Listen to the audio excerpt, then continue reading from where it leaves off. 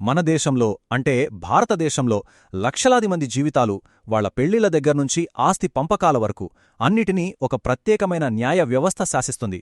అదే ముస్లిం పర్సనల్ లా. అసలు ఇంతకీ ఈ చట్టం ఎక్కడ్నుంచొచ్చింది? దీని రూల్స్ అన్నీ ఎలా తయారయ్యాయి? రండి, ఈరోజు మనం ఈ పురాతన న్యాయ వ్యవస్థలోని లోతుపాతుల్ని కొంచెం వివరంగా తెలుసుకుందాం. చూడండి, ఈ ప్రశ్న చాలా ముఖ్యమైనది. ఎందుకంటే ముస్లిం పర్సనల్ లా అంటే అదేదో కొన్ని చట్టాలు రాసిపెట్టిన పుస్తకం కాదు. అదొక సంక్లిష్టమైన వ్యవస్థ. దీనిలో వాళ్ల నమ్మకాలు, వాళ్ల సంప్రదాయాలు, చట్టం ఇవన్నీ పెనవేసుకునుంటాయి. ఒక మనిషి జీవితంలో ఎంతో వ్యక్తిగతమైన విషయాలు అంటే పెళ్లి, విడాకులు, పిల్లలు, ఆస్తి పంపకాలు ఇలాంటి వాటన్నిటినీ ఈ చట్టమే కదా నిర్దేశించేది. దీన్నే మహమ్మదీయ చట్టం అని కూడా అంటారు. అయితే దీని మన రాజ్యాంగంలాగా ఒకే ఒక పుస్తకంలా అనుకోకూడదు. ఎలా ఊహించుకోవాలంటే అదొక పెద్ద లైబ్రరీ లాంటిది. వేల సంవత్సరాలుగా పవిత్ర గ్రంథాలు, ప్రవక్తల ఆచారాలు, ఎందరో పండితుల మధ్య జరిగిన చర్చలు, సామాజిక సంప్రదాయాలు వీటన్నిటినుంచి పుట్టిన ఎన్నో పుస్తకాలు ఆ లైబ్రరీలో ఉంటాయన్నమాట. మరి ఆ లైబ్రరీలో ఉన్న ప్రతి పుస్తకం ముస్లింల వ్యక్తిగత జీవితంపై ప్రభావం చూపిస్తుంది. సరే, ఈరోజు మనం ఏమేం తెలుసుకోబోతున్నామో ఒకసారి చూద్దాం. ముందుగా ముస్లిం పర్సనల్ లా అంటే ఏంటో డీకోడ్ చేద్దాం. ఆ తర్వాత దీనికి మూలాధారాలేంటి అంటే ప్రైమరీ సోర్సెస్. ఇక ఇస్లాంలో ఉన్న రెండు ప్రధాన విభాగాలు సున్నీ ఇంకా షియా గురించి, వాళ్ల మధ్య తేడాల గురించి మాట్లాడుకుందాం. ఆ తర్వాత ఈ విభాగాల్లో కూడా వేర్వేరు స్కూల్స్ ఆఫ్ థాట్ ఉన్నాయి, వాటి గురించి చూద్దాం. ఫైనల్గా ఆచరణలో ఈ చట్టాలు ఎలా పనిచేస్తాయి, వాటి మధ్య ఉన్న ముఖ్యమైన తేడాలేంటో పరిశీలిద్దాం. సరే, మన మొదటి టాపిక్లోకి వెళ్ళిపోదాం. చూడండి, మనం ఏదైనా ఒక బిల్డింగ్ కట్టాలంటే దానికొక బ్లూ ప్రింట్ ఎలాగో ప్రతి న్యాయ వ్యవస్థకి కూడా ఒక ఫౌండేషన్, ఒక బ్లూ ప్రింట్ ఉంటుంది. ముస్లిం చట్టం యొక్క బ్లూ ప్రింట్ చాలా చాలా ప్రత్యేకమైనది. ఎందుకంటే ఇది కేవలం మనుషులు తయారు చేసింది కాదు. దీనిలో దైవిక ఆదేశాలు అంటే డివైన్ సోర్సెస్, అలాగే మానవ మేధస్సు అంటే హ్యూమన్ ఇంటర్ప్రిటేషన్స్ రెండూ కలిసి ఉంటాయి. అవును, ముస్లిం చట్టానికి ఉన్న ఆధారాల్ని మనం ప్రధానంగా రెండు రకాలుగా విభజించొచ్చు. మొదటివి ప్రాథమిక ఆధారాలు. ఇవి దైవికమైనవిగా భావిస్తారు, అంటే వీటిని మార్చడానికి వీల్లేదు. ఇవి ఈ చట్టానికి పునాది లాంటివి. ఇక రెండోవి ద్వితీయ ఆధారాలు. ఇవి మానవ వ్యాఖ్యానాల మీద ఆధారపడి ఉంటాయి. కాలానికి, సమాజానికి అనుగుణంగా మనుషులు తమ తర్కంతో అభివృద్ధి చేసినవి అన్నమాట. సో ఈ దైవిక పునాది, మానవ నిర్మిత నిర్మాణం ఈ రెండూ కలిస్తేనే ముస్లింలా పూర్తవుతుంది. సరే, ఇప్పుడు మనం ఆ పునాది గురించి అంటే ఆ ప్రైమరీ సోర్సెస్ గురించి కొంచెం డీటెయిల్డ్గా చూద్దాం. ఇస్లామిక్ చట్టం మొత్తం 4 బలమైన స్తంభాల మీద నిలబడి ఉంది. ఇవి చాలా ముఖ్యమైనవి, వీటిని మార్చడానికి వీల్లేదు. ఈ 4 స్తంభాల్లో మొట్టమొదటిది, అత్యంత ముఖ్యమైనది ఖురాన్. ఇదే ఫైనల్ అథారిటీ. ఇక రెండవది సున్నా, అంటే ప్రవక్త మొహమ్మద్ గారి ఆచారాలు, ఆయన చెప్పిన మాటలు. సరే, ఏదైనా ఒక కొత్త సమస్య వచ్చినప్పుడు దానికి సమాధానం ఖురాన్లోగాని సున్నత్లోగాని నేరుగా దొరకలేదు అనుకోండి, అప్పుడు మూడో ఆధారం దగ్గరికి వెళ్తారు. అదే ఇజ్మా, అంటే ఆ విషయంపై ఇస్లామిక్ పండితులందరి ఏకాభిప్రాయం. ఒకవేళ అక్కడ కూడా స్పష్టత రాకపోతే అప్పుడు 4వ ఆధారం ఖియాస్నుపయోగిస్తారు. అంటే పాత సమస్యలకున్న పరిష్కారాలతో పోల్చి అదే తర్కాన్ని ఉపయోగించి కొత్త సమస్యకు పరిష్కారం కనుక్కోవడం అన్నమాట. దీన్నే మనం అనాలాజికల్ రీజనింగ్ అంటాం. సరే, ఇవి ప్రైమరీ సోర్సెస్.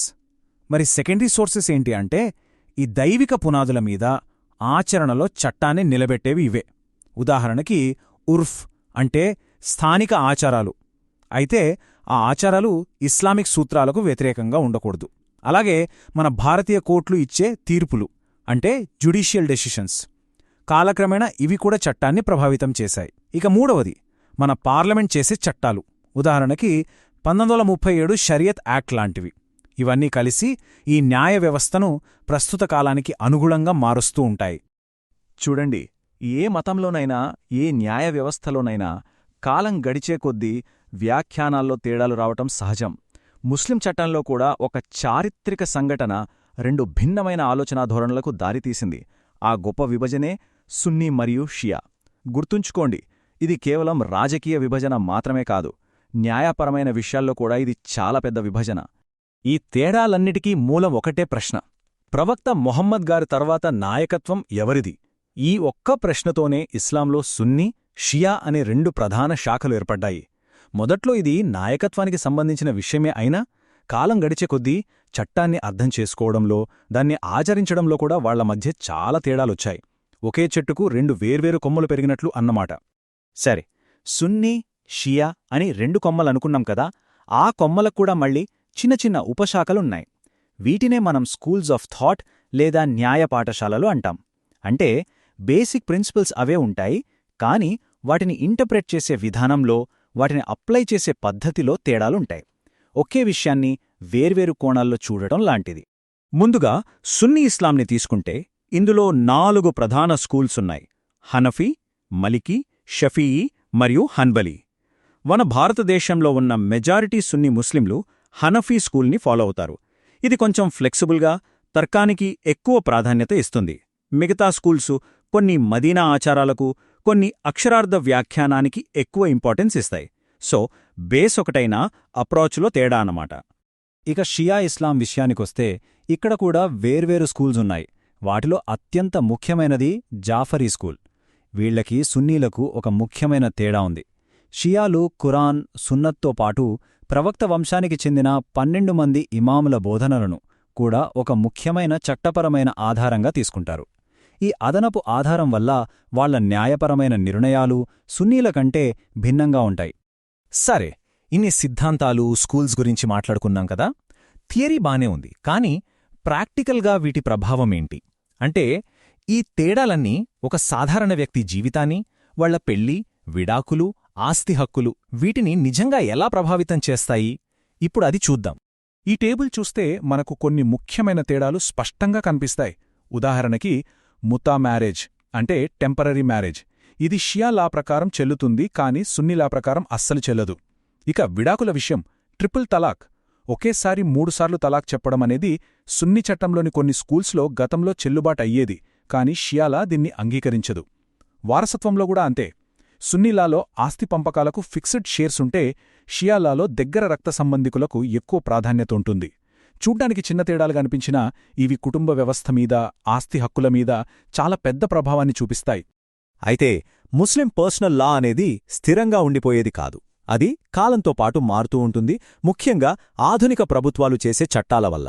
దీనికి మన దేశంలోనే ఒక మంచి ఉదాహరణ ఉంది. 2019లో ట్రిపుల్ తలాక్ను నేరంగా ప్రకటిస్తూ భారత ప్రభుత్వం తీసుకొచ్చిన చట్టం. అదే the Muslim women protection of rights on marriage act.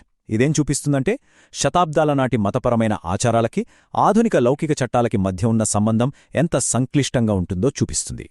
So ఇక్కడే మన ముందు ఒక పెద్ద ప్రశ్న, ఒక సవాలుంది. ఒకవైపేమో విశ్వాసం, సంప్రదాయాలపై ఆధారపడిన పురాతన న్యాయసూత్రాలు, మరోవైపు సమానత్వం, వ్యక్తి స్వేచ్ఛలాంటి ఆధునిక విలువల వైపు పరుగులు తీస్తున్న సమాజం. ఈ రెండింటి మధ్య బ్యాలెన్స్ ఎలా సాధించాలి? ఈ ప్రశ్న ఒక్క ముస్లిం పర్సనల్ లాకే మాత్రమే సంబంధించింది కాదు. నిజానికి ప్రపంచంలో ఇలాంటి సంప్రదాయబద్ధమైన చట్టాలున్న ప్రతిచోటా ఈ సవాల్ను ఎదుర్కొంటూనే ఉన్నారు.